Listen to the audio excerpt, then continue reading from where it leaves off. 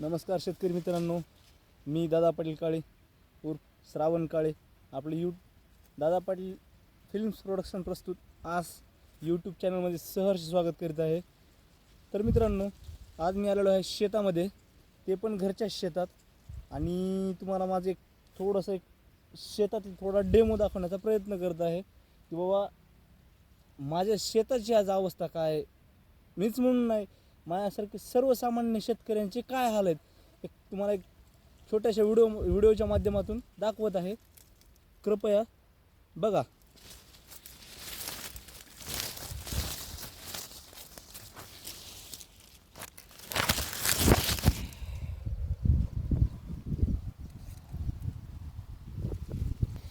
तर मित्रांनो, एक तुम्हाला सोयाबीन दाखवण्याचं एकच कारण की आज माझंच नाही तर आज महाराष्ट्रातील प्रत्येक शेतकऱ्यावर एक काळाचं संकट म्हणायला हरकत नाही की आज प्रत्येक शेतकऱ्यापुढे एवढं मोठं आव्हान आहे की आज बी बियाणाला, आज नांगरटी रूटरपासून तर बी बियाणापासून ते काढणीपर्यंतचा खर्च जर पाहितला आणि त्यामागे जर समजा उत्पन्न जर पाहितलं तर आज तुम्ही पाहू शकता मित्रांनो की आज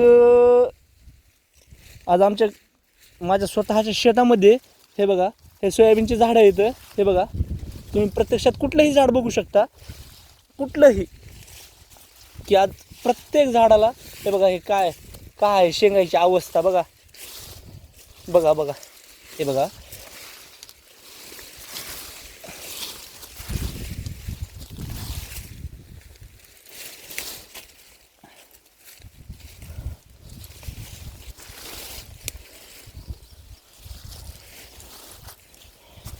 पहा, हे बघा, हे पहा मित्रांनो,